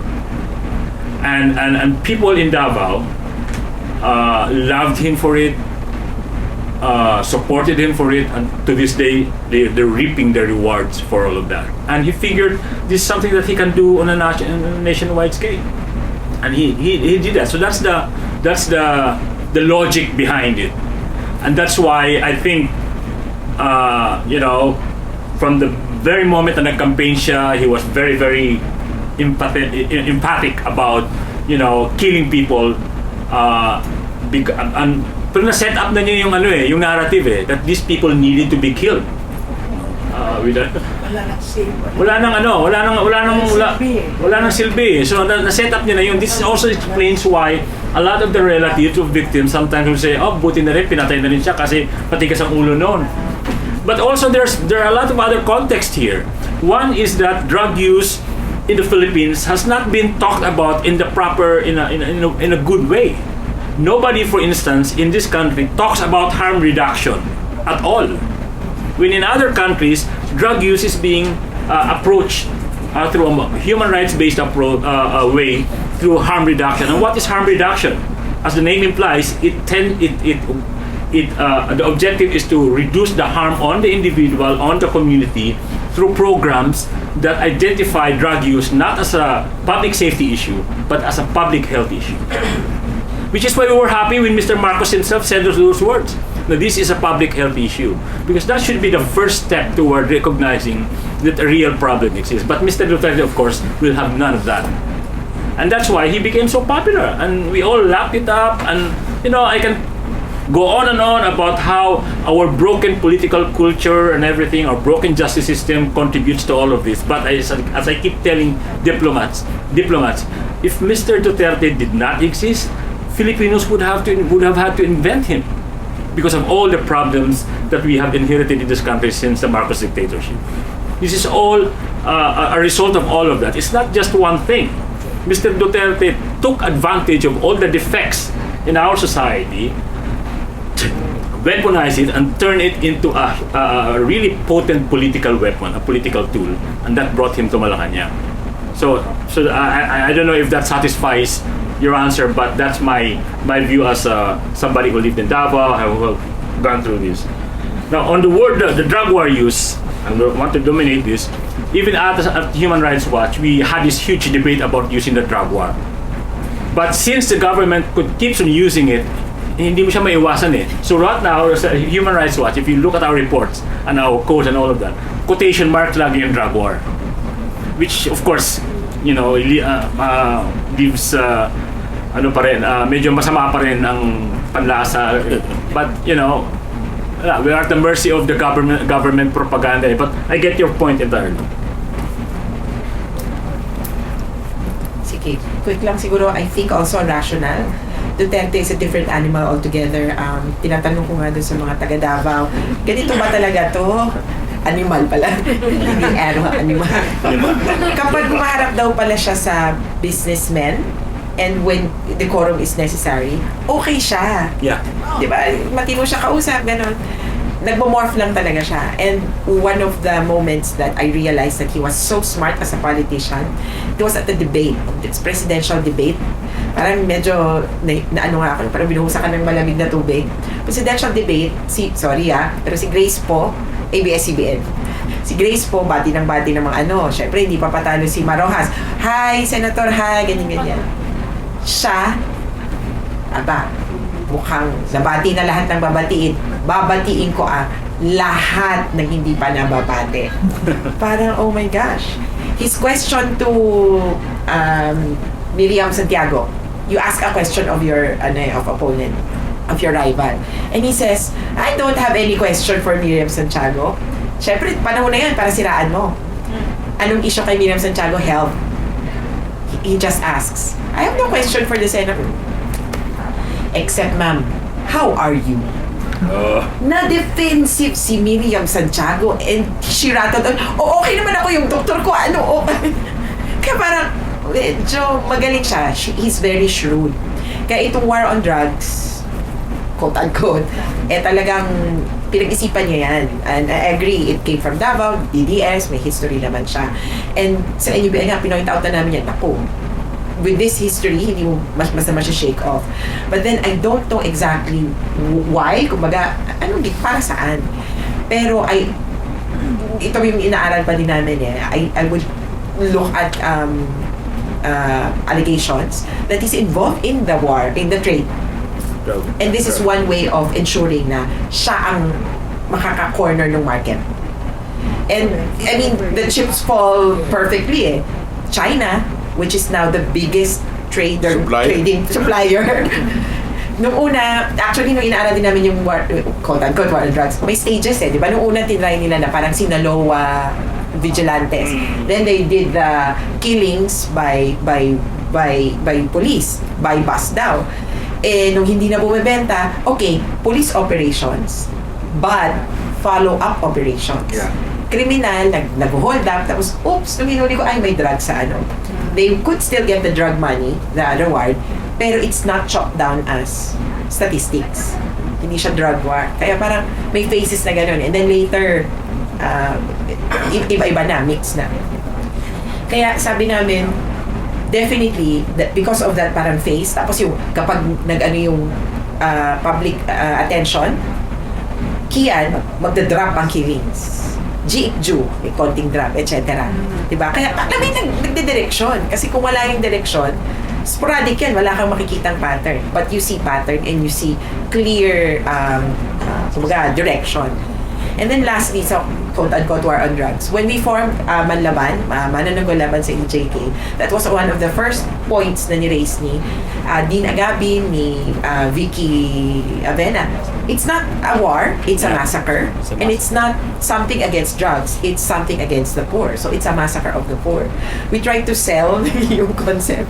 Kaya lang, mas mabenta nga yung war on drugs. That's why we use it quote-unquote. Dito sa ICC, shortcut niya, sabi ko, parang hindi ko type. Sa ICC, Office of the Prosecutor, may shortcut sila, WOD. War on drugs. Kaya kami parang, sige na nga, let's maybe just use it. If we can all agree, I think one of the first things that we all agreed on was, if ever we use war on drugs, quote-unquote. Tsaka hindi drug war, kasi parang, yung war on drugs, because that's his statement. I am declaring, war on drugs. So as a quote, hindi yung kumbaga drug war, kasi hindi naman totoong bogus siya hindi siya drug war talaga. It's quote-unquote war on drugs. Quoting him. That's his quote. So sana, maybe if we can decide kung ano na ba talaga itatawagin. that would be best. Pinaparapat na tayo eh, ano? Di ba tumalang isang kantarong? No, ba, Isang, Ayun. tama yung sinabi ni Kaloy. No? Kasi si Duterte, outsider. No? He was not a majority president, unlike Bongbong Marcos, no? More than 50% votes ang nakuha niya. Duterte about 39%, no? So, how can you control the country kung ikaw galing sa probinsya, no? So, ang ginawa niya, nag-instill ng fear. And yung drug war is the right vehicle para takutin yung lahat ng tao, para makontrol niya at makuha niya yung simpatya nung mga ordinaryong mamayan. Ang tataka nga ako bakit siya sinusuportahan samantala ang namamatay puro ordinary citizens, no? Pero kasi nga takot ang tao, di ba? Lahat ng survey 80%, 90% si Duterte approval rating. Lahat ba yun sumusuporta? Palagay ko hindi takot lang ang tao, no? Saan niya because of nangyaring drug war. So tingin ko yan yung isa sa mga dahilan bakit nagkaroon ng drug war, no? At tama rin sinasabi ni attorney na medyo involved si Pangulo Duterte kasi sabi na sa akin ng mga police sources na kilala ko, merong nangyayaring drug war, totoong drug war between syndicates, no? Yeah. Tignan niyo na lang kung sino yung mga napatay ng mga malaking tao. Si Espinosa, si Parojino, Yeah. lahat yan kalaban ng sindikato na nagkokontrol sa Muntinlupa. Kasi nasa Muntinlupa, mga Chinese. Di ba? At lahat yon protektado. Yung mga hindi kasama sa sindikato nila, yun yung namamatay. Si Jaguar, si Espinosa, tsaka si Parojino, at tsaka yung taga Maguindanao, yung mayor. Di ba? Apatuan. Oh, hindi. Hindi, Batuan. Hindi, oh. Pangalan eh. Saan yun eh? So hindi siya war on drugs, drug war in that sense. Drug war Okay. sa kalabang sindikato. Pwede ka, Actually- not to be quoted, not on the may ano kayo Pero kung siya po treatment Until you get to know. Actually, yung sinabi niya about the politics of fear in Duterte, that let me just point out that extends to the diplomatic and international community, which I will try to answer your point about bakit popular pa rin siya, walang ginawa ang diplomatic community about the drug war as it was happening. Now keep in mind, itong mga ibang countries naman, regardless of what they say about they have human rights program and all of that, at the end of the day, they're still here to protect the interests of their country. Economic interest. That's why the GSP Plus is kaput, because of the economic interests. And also, remember during Duterte's time, pinagbumura niya lahat from the Pope to the ambassadors to everybody. But if you are a diplomat, that would be your fatal mistake if you, kung babanggain mo siya in the same way. So, ang ginawa nila, tumahimik na lang sila. And of course, people took that silence as an assent to what was happening. And it is exactly, that's exactly what happened.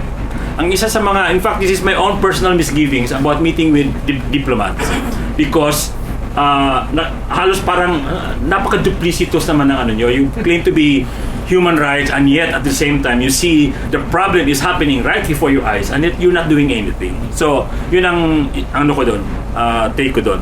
Jacket for Two you. ambassadors were very frank in saying, because it was Duterte. Duterte would, talk to them. Yeah. And then Duterte would say frankly, you have any problem, any harassment, and you come to me. Yeah. But do not talk to the public. Diretso sa ambassador, sunod lang sila. And if you are an ambassador in this country, you defer to the president of the country that you are you are in. I I mean, mean, it's shocking for any diplomat. di ba? But you'd be surprised, even the UN, tiklok this na lahat. So it was a master stroke talaga in manipulating the public. Ano talaga, ang galing niya. He's a performer. He's And very also, good. as Attorney Chrissy pointed out, Duterte is about the only politician I know who will talk to you in public and tell you what you want to hear alam niya manipula yung, of course, a lot of politicians do that, but Duterte is iba. Iba siya na communicator. So he knows exactly what you wanted to hear, and he will tell you that, and then, wala ka na. Disarm ka na. Hi. Darlene Kaiwa from GMA. Yung first question ko po addressed to Attorney Chrissy.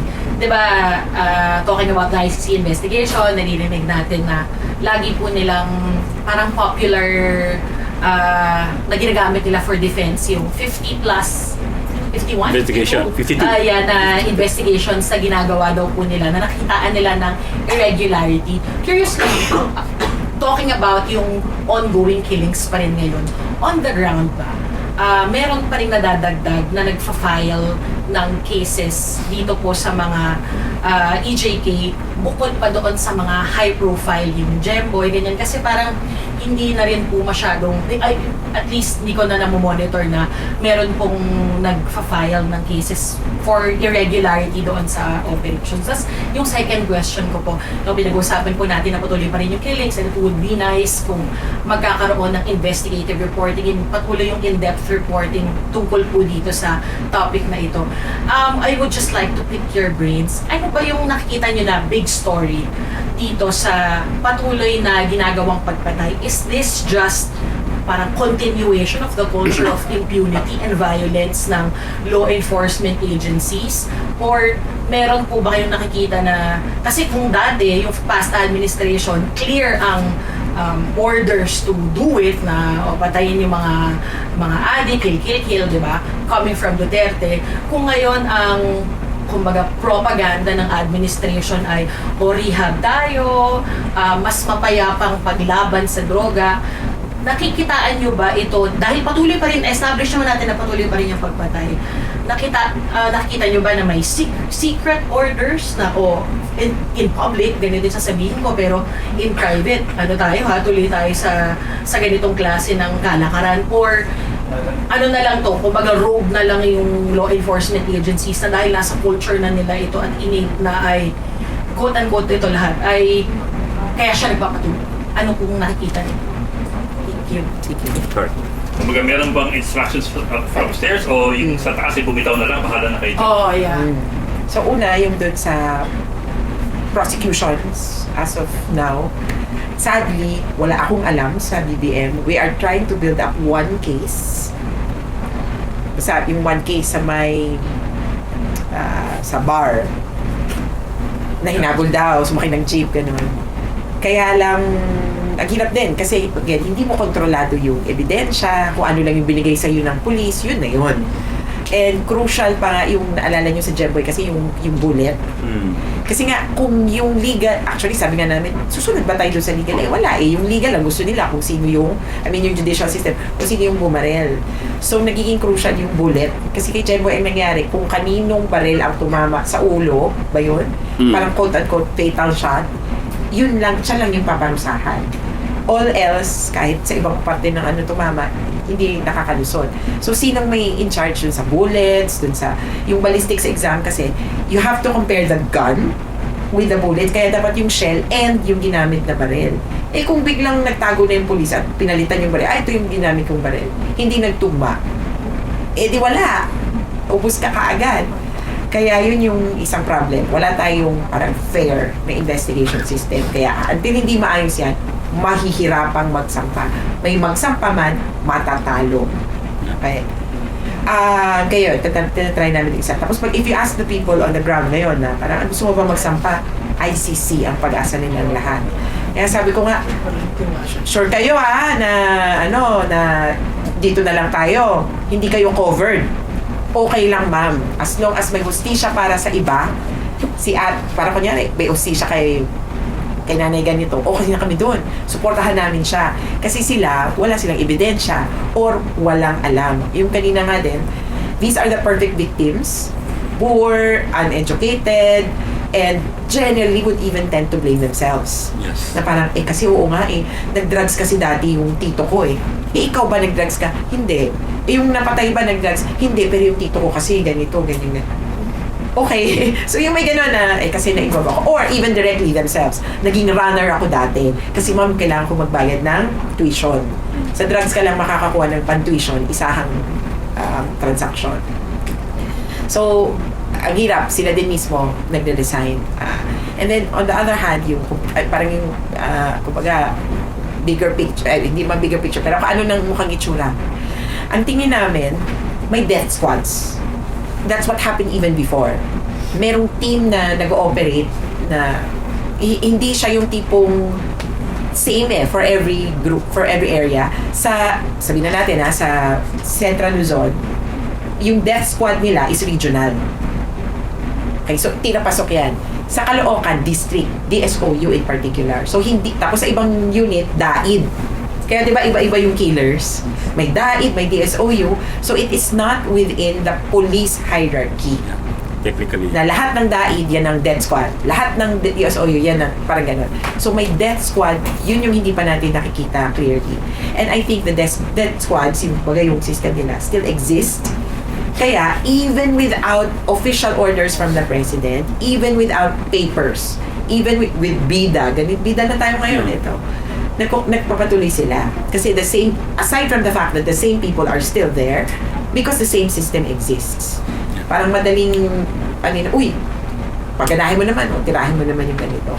Ang hindi lang namin ma-check, yung pera, yung quota, at saka yung pera, yung rewards. But the rewards program is in PDB or PDEA rules. Yeah. Yung may off-plan, Yeah. Double barrel. hindi, parang manhunt or something. May system talaga to give money to, it's implement. May range. High value target. Kaya, policy siya. Which is good to some extent. Kasi, dapat naman talagang pero yun nga, pag naabuso. So, may pera yan sa gobyerno for them. I don't know if the death squads now are getting the money from that. So, perhaps somebody can check that out. And just to add quickly, one thing we have to keep in mind, that even today, many of the victims, the families of victims, are still deathly afraid to come forward and file cases. To cite you one example, about 2 or 3 months ago, I did set up interviews with victims or families of victims of the drug war. Nakapag-set up ako ng 4, 3 sa kanila nag-back out at the last minute because they were still afraid. This explains why walang nagpa-file ng kaso. And also, related to that, access to justice in this country, especially among the poor, is still severely problematic. Do you even imagine a family of squatters or urban poor dwellers na pag namatay sa kanila, they would go to a presinto or the office of the prosecutors to file cases? Of course, they will not. Because one, it's costly, it's troublesome, mawawalan sa trabaho. And second, they're very vulnerable. They're opening themselves up to retaliation and becoming targets themselves. So, yun, nakikita ko ang isang malaking problema. Access to justice in this country from the lowest level up to the highest level, wala talaga. And keep in mind, majority of the victims are poor. How can you expect them to have redress? No, they don't. Tsaka, especially, yung ating police organization is structurally flawed, no? Corrupt. Kaya mahirap talagang pigilan yung patayan tsaka yung trade sa drugs kasi malaking pera involved, no? Tsaka ngayon, yung police na yung nagbebenta. nagbebenta. Di ba? Nawawala nga yung shabu Di ba? Na recycle. From 13 billion to 9 billion. Not for quotation, ha? Oh no.